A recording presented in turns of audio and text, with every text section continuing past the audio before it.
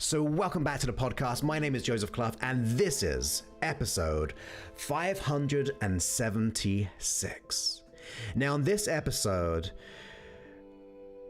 we're going to go into a subject which we don't always know too deeply about. We don't know how to process it because the subject is going to be emotions.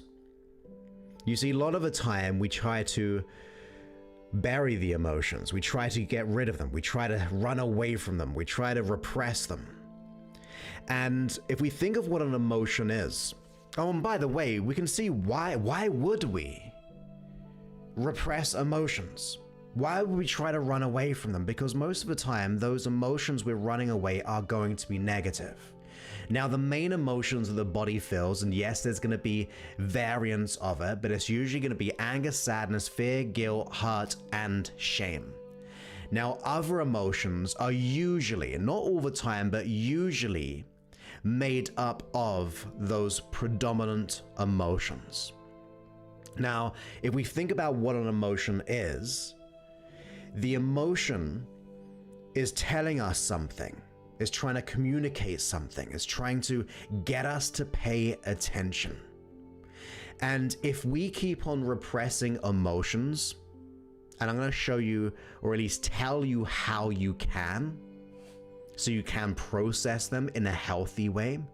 But if we keep on repressing emotions, those emotions will tend to expand sometimes. Sometimes they will kind of get worse, and they can even lead to other issues, because negative emotions, if we feel them too often, they can break the chain of good health. If you're in a state of anger for too long, it has a direct effect on your heart. If you are feeling guilt or shame, it is absolutely in direct conflict with your ability to heal the body. Even if you don't know why that is, well, if we feel guilty, if we feel shame over something, then we don't deserve to be healthy. We don't deserve to feel good about ourselves.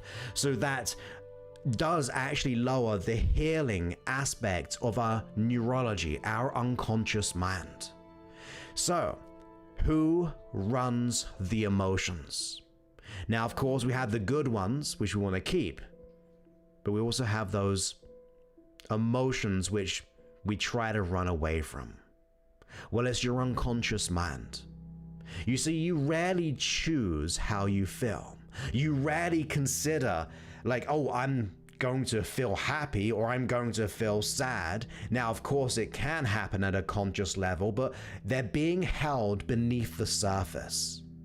They're being held at an unconscious level. Now, let's take a look at the buildup of emotions. Let's just say you've gone through a significant emotional event or sequence of events. Maybe it's something what someone did to us. Maybe it's how the world threw something at us, and we unconsciously began to react in a certain way. Now, if you're listening to this in the podcast, I'm going to be doing a visual demonstration, but I'll verbalize it so it hopefully makes sense. Hey, and if you want to do it with me to get that kinesthetic knowing of how it works, feel free to go ahead and do that in the audio, because this is being broadcasted live on YouTube, which is youtube.com/Joseph Clough for all those listening to this on the app or the podcast. Now, in your mind or even physically, I want you to go ahead and make a fist with one hand. Now, with that fist, I want you to imagine that that is one of those events. Now, if that was one of the events how it is right now, it's okay.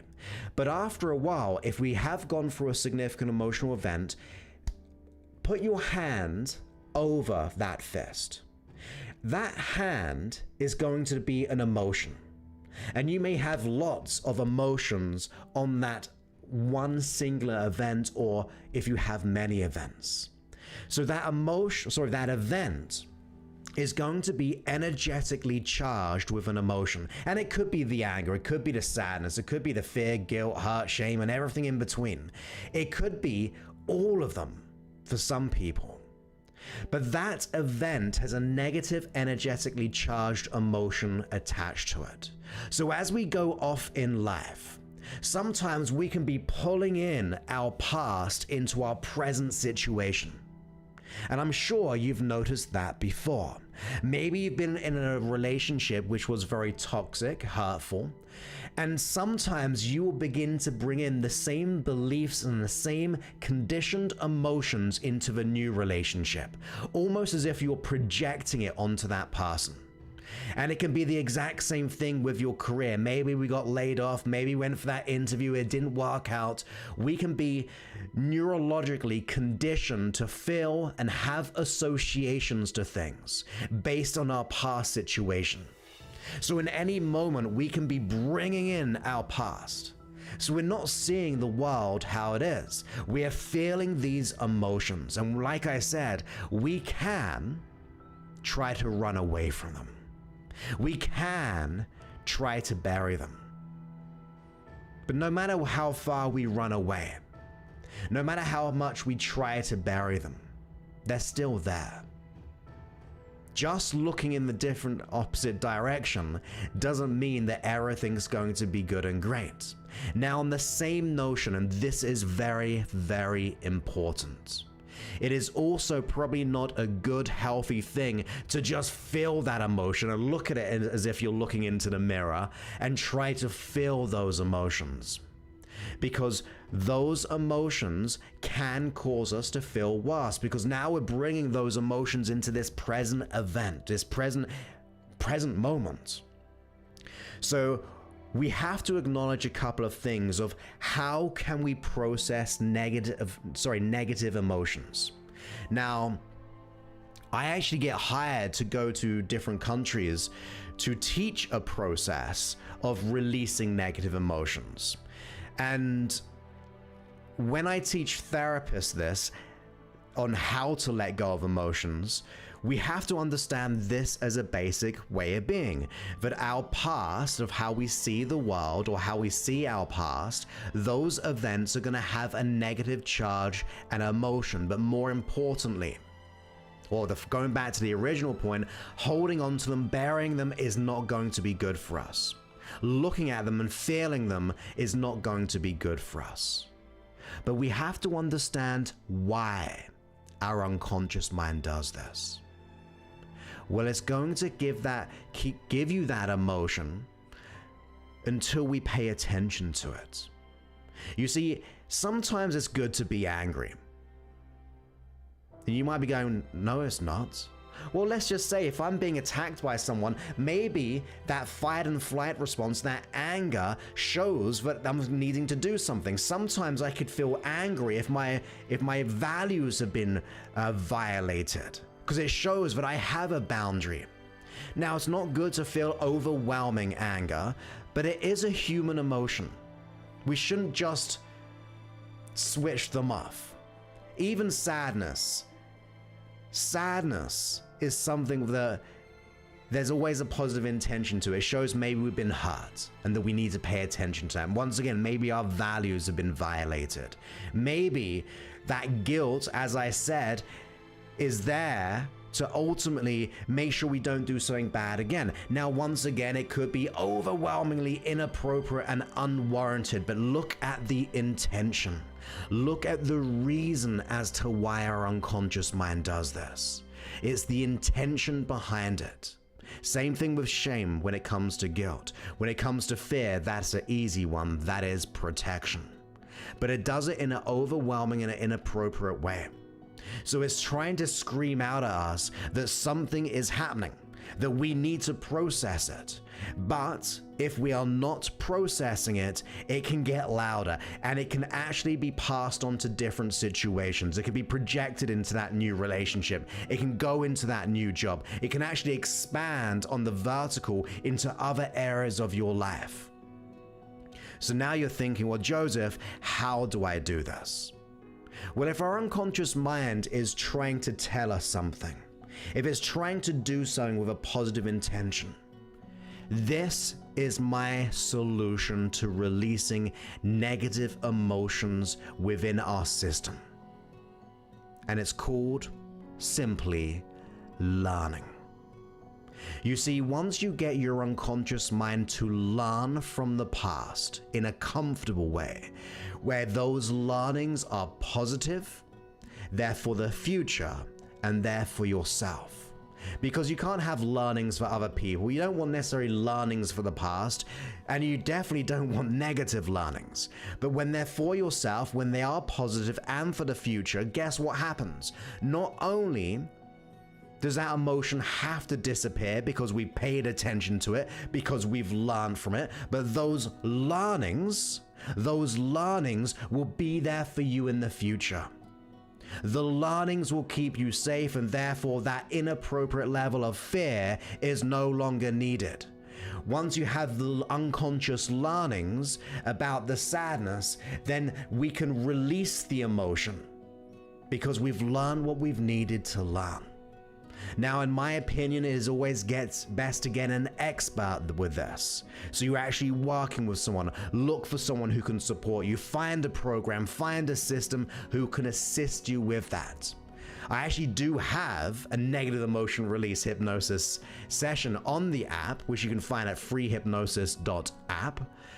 But ideally, I always say it's good to be able to work with someone who is trained in releasing negative emotions, who knows it in a way like I've just tried to express, but it's about learning from them, not repressing, not running away, not just letting them fester and get worse and worse. It's about processing them. Now, one of the tips that you can do is this, though. One of the tips of processing emotions by yourself is trying to, and it sounds very, very weird, it's putting emotional, grieving, releasing emotions in a time box period. What does that mean? Well, you've got to take a portion of your day, 5 minutes, 10 minutes, every day, to process that emotion, but be done with it after that 5 or 10 minutes is up. Now, by being done with it doesn't mean it's going to be released, but you're now setting up a time for your unconscious mind to process that emotion, rather it being there throughout your day, in and out of your day continuously. You're literally setting up the criteria to your unconscious mind that, do you know what, at 6 p.m., I'm going to just spend 5 minutes honoring the emotion, acknowledging it in a safe way, and then at the end asking your unconscious mind, what can I learn from this? What needs to be learned that once learned will allow me to be safer than ever before, allow me to be safer than this present situation of this emotion? That means your unconscious mind is now being heard. You've been running away too long, you've been repressing too long, and now suddenly your unconscious mind is saying, okay, I'm ready to release this.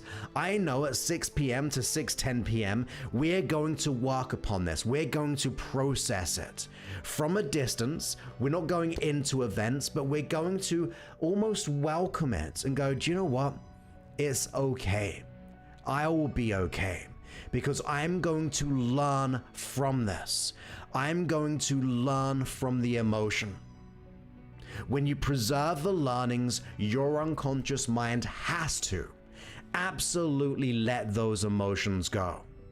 Because the learnings will keep you safer, and the prime directive of your unconscious mind is protection. That is why it's been running it.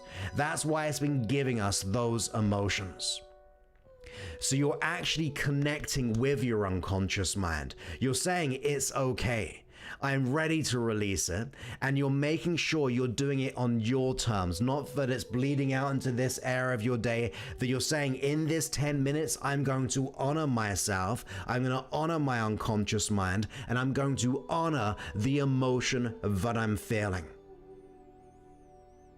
We've been running away too long, and we have to honor our emotions. Our emotions are causing us to feel. It's causing us how to act. It's even cultivating our belief systems, because you know if you feel, say, sad for a prolonged amount of time, you will get depressed. You will start to direct that to your esteem. The feelings that we have in the system are usually our guidance system. Yes, beliefs are, yes, values are, but emotions are very, very good in achieving our goals. So, if we think about our goals, we want to make sure we feel good about them. We want to make sure we're motivated. We want to make sure we are in a state of gratitude for what we have and also what is coming our way. Because that means we're an energetic match to our desires. But if they're negative, what signal are we sending out to our system? What signal are we sending out to our beliefs? How we act and react in any moment? So it's time to acknowledge what is happening. It's time to be connected with your unconscious mind. It's time to consider that I'm going to process these emotions. I'm going to honor them because they were a part of my experience and they were trying to help me. So don't hate on the anger. Don't hate on the fear. Don't be fearful of the fear because that can be a common one. Don't be shameful of the shame. Realize you're human. That as a human, we go through a kaleidoscope of events and therefore a kaleidoscope of emotions. But it's how you process them. Sometimes we want to keep some, sometimes we want to process and let them go. And it's down to you. But if you're feeling any levels of grief, anger, sadness, fear, guilt, hurt, shame, all of those emotions, and you are ready to release them, because we're not always ready. And you know what? That's okay too. This is your life. If you want to take longer in processing emotions, for sure, do so. Because that is part of honoring the emotion by being aware of how and when you would like to process it. But at the very least, you can begin to decipher between what is warranted and what is unwarranted.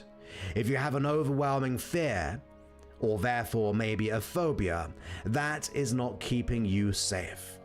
If we're having overwhelming anger, that is definitely not going to be good for the external, as in the people in your life, or imploding by keeping that emotion there. But if you can limit, if you can reduce, if you can process a little bit each day, you will be regaining the freedom, the emotional freedom to do what has to be done. And to me, as I said, it always comes down to learning. Because when you learn, you honor. When you learn, you grow. When you learn, you become safer. And I don't believe that any unconscious in the mind or any unconscious mind in the world will ever say no to being safer, because it's there to protect you. It's there to keep you safe. It's there to honor you too. So let's take a moment to honor those emotions. Block it out in your day. 5 minutes, 10 minutes, every day, every other day. This is all on you, and also means you can choose the timetable of processing. But make sure that once you're done, you're done. But once that 10 minutes is done, you're out of that. Time to get on with your day, time to get back to what you need to utilize those learnings, knowing tomorrow you could have another 5-10 minutes of doing so. What this does, it reduces the overwhelming emotion. It doesn't linger, it's not always there. You're telling your unconscious mind, this is what we'll do. This is our time of reconnecting anew. And as I said, I cannot stress it enough, it is all about learning. So feel the emotion, process it as much or as little as you like. But always ask, what can I learn from this? What can I learn from the emotion? What can I learn from the past event that created it, or events that once learned will keep me safer, that will allow you, the unconscious mind, to be safer because of it?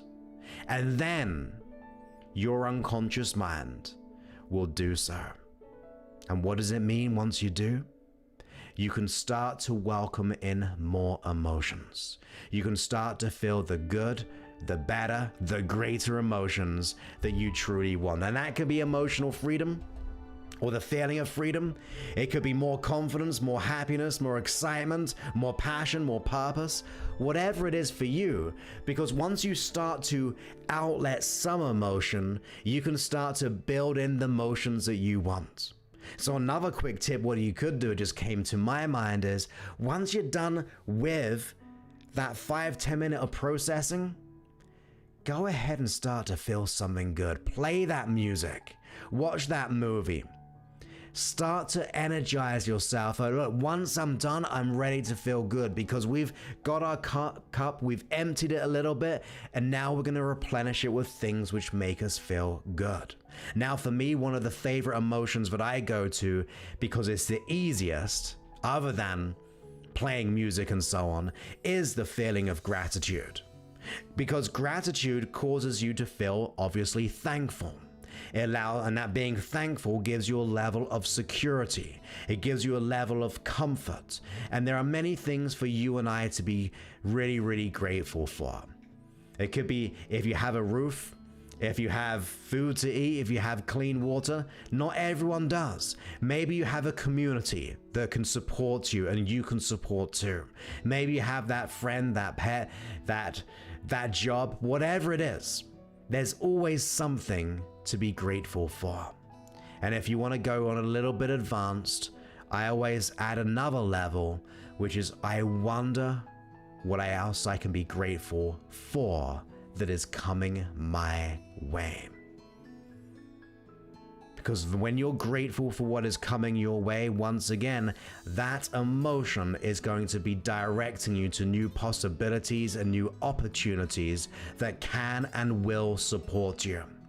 When you feel the good feelings of what you have and then go, oh my goodness, I am ready and so grateful for what good is coming my way, you are sending a clear signal to your brain, your neurology, to look for it.